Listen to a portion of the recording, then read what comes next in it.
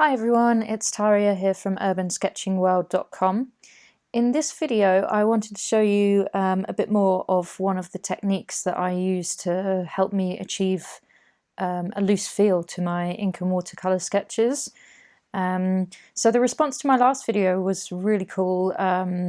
It was a kind of a showdown video where I took a reference image of a house that I found on Pinterest, and I did one sketch in quite a tight, neat kind of illustration style, and I did the second one in like a much looser kind of splashier style, just to see, you know, what happened really and what the differences were, and then throw it out to you guys just to see which ones see which one you kind of liked the most. And by far most people preferred the loose sketch to the tight one, and that was both here on YouTube as well as on Instagram. It was an overwhelming vote for the loose sketch, so I found that like really interesting, a super interesting experiment. But off the back of that video, a lot of people said they'd like to kind of learn that like way of you know, sketching, or they'd like to improve their kind of loose sketching ability, and I think it's quite difficult. It's the difficult thing to kind of define loose sketching, because it kind of means different things to different people, but you know, and people sketch really loosely in such a variety of different ways. So I've got a couple of posts over on Urban Sketching World about loose sketching. One of them is just a general like how to loosen up, what does it mean, how do you do that? And the second post is more of an inspiration post, so it's more like, here's some examples of some loose sketching and how you might achieve those kind of looks, you know. So anyway, on this video I thought I would specifically focus in on the loose sketching technique that I did in the previous video. So if you haven't seen the previous video, whether it was one house, two different sketching styles, tight sketch versus loose sketch, I'm linking to it up in the corner right now, so you can either go watch that right now or watch it after this one, but I'm going to focus in on that specific technique that I used to do the loose sketch on that video. As you can see, I started out with my Hahnemühle sketchbook, and I actually thought I'd try something a little bit different, which was to spray the page with a bit of water out of like a spray bottle. Not really sure if that was a good idea or if I really needed to do that, to be honest, but I just thought, I wonder if it would help the paint bleed a bit more, but I think what it did was just make it take much longer to dry, to be honest, because too much water on the page, so that's fine. And then I used the kind of De La Rowney Aquafine mop brush, which I've had sitting around for ages and I never used, so I'm kind of forcing myself to use it at the moment, just to, you know, I obviously bought it because I wanted it and then I haven't used it, so I always feel bad when that happens, so yeah, I'm forcing myself to use it, but it actually, as it turns out, is awesome for this technique.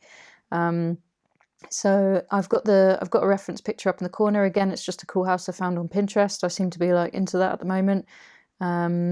So I just basically put down like very kind of loose splashes of colour that are vaguely where the colours are in the house, to be honest. That is basically the strategy to start off with. So, you know, towards the top is a bit of a grey for that roof bit, and then as working down there's like the orangey reds for the bricks.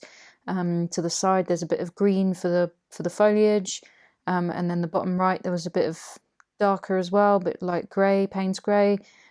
So just keeping it loose, like letting the colours merge into each other. And then once that's done, I obviously just have to step away for a little while just to let it dry. As I said, there was a bit too much water on the page, so it took a while, but it was really hot here as well, so it wasn't too bad. But if you're in a colder, wetter climate, just be careful how much water you put down, because you can get the same effect with less, and it will take less time to dry as well. So yeah, once that was dry, I grabbed my fountain pen. Today I'm using the Lamy All Star, which is in this really nice kind of bronzy, coppery colour. Really like it. It's got the extra fine nib on it. I do prefer generally the other fountain pen I have, which is the Tosabi Eco, but again, I've got this one, so I'm trying to make myself use it. And I used it on this sketch, and I was like, oh, actually, I do really like it, so why aren't I using it, you know? But those pens, as well as everything else I'm using, is linked in the description below. So yeah, I'm just going over the sketch and just doing kind of a bit of a line drawing, really, of what I'm seeing in the photo.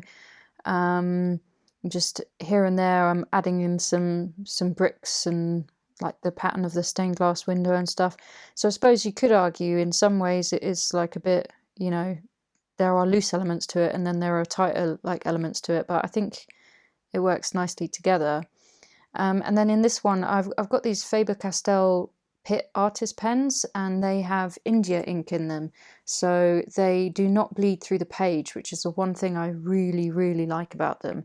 Whereas I've got some other alcohol markers, and obviously it just ruins the page beneath it, especially if you're just using watercolour, you know, it's kind of bleeds through the page, so it's kind of annoying. But these are perfect because they don't. And while when you put them down, they sort of are a bit streaky and they're not as smooth as alcohol markers, if you're just using them in small areas like on this kind of sketch, they work really nicely and they play really well with with watercolor paint. So yeah, again, it's another thing I have, and I just wanted to check them out, really. So this is the pack of 6 grey brush markers, so not the soft brush, but these are just the brush tips. And there's 3 cold greys and 3 warm greys in the pack. So yeah, I've been really enjoying them, actually. I bought them mainly to use in a grey toned sketchbook. But yeah, I thought I'd just use them on top of the watercolour here and just sort of see what happens, seeing as there was quite a lot of grey going on in this picture with the window frames and the door frames and stuff like that. I thought I'd have a bit more control using these pens, which I know is kind of funny since we're discussing loose sketching, but I think it's more the effect of kind of the loose kind of sketching feel that I like in this kind of picture. So you can see in some areas, like where the steps go up to the door, I drew outside the paint, and then in some areas I just decided to stop where the paint stopped, which is what I did in the previous video, and I thought it achieved quite a nice effect. But I also like how the right side of this sketch kind of comes down the page, and on the left side it kind of goes up, you know, it like kind of gives like a nice balance to the overall sketch.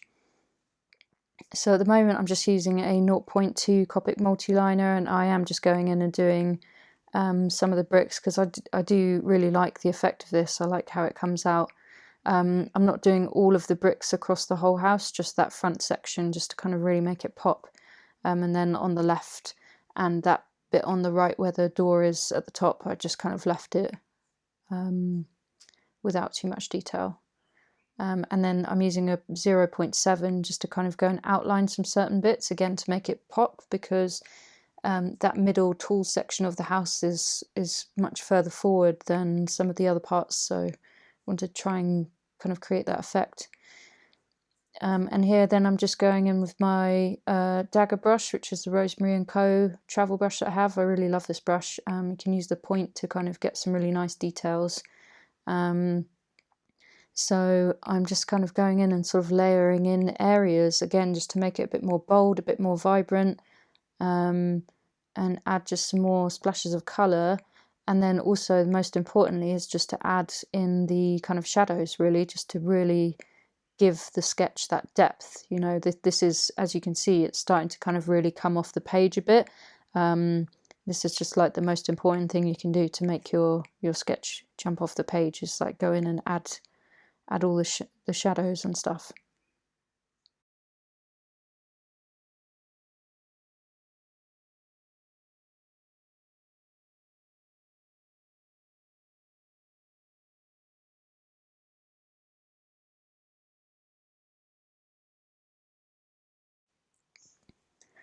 So I'm going in with a white Posca pen now. Again, it's not something I tend to use, but it's lying around and I saw it there, and in the picture the windows were quite white with the curtains and stuff, so I thought I'd go in and use that kind of Posca pen, although I had a bit of an accident with it because I pumped it on the page and then loads of paint came out, so on the left side of that front window, so I was just trying to not smudge that everywhere. But yeah, from now it's just sort of going back in and just adding finishing touches, really, just adding maybe more darker colours where the shadows are, just try and make everything pop a bit more. And it's just all those little finishing details really that make the sketch kind of stand out.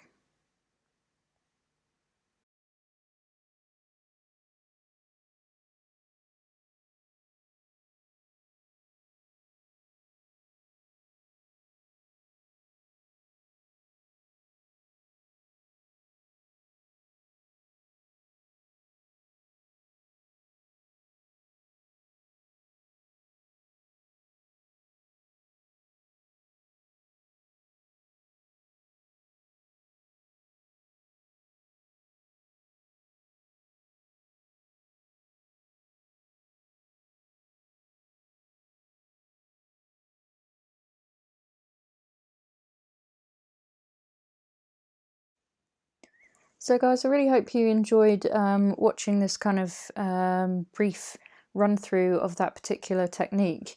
It's something that I've repeated a few times now, and I'm quite confident it always produces quite an interesting result. So definitely try it for yourself, you know, laying down those colours and drawing over the top, and then just kind of building up the layers. And you know, if you do try it out, do tag me on Instagram if that's where you share your pictures, at Urban Sketching World. It'd be great to see your kind of versions of this. And please do check out the blog over on urbansketchingworld.com. You can see here I'm just sort of scrolling through the homepage here. That's just a handful of posts I've got that I've recently posted, but if you navigate around, you'll find loads and loads of stuff there, including the stuff about loose sketching, loads of inspiration posts, you know, examples and like how ideas for what you can sketch and all that kind of thing. It really is, I think personally, a bit of a goldmine for anyone who's into urban sketching, travel sketching, or ink and watercolour illustration, that kind of thing.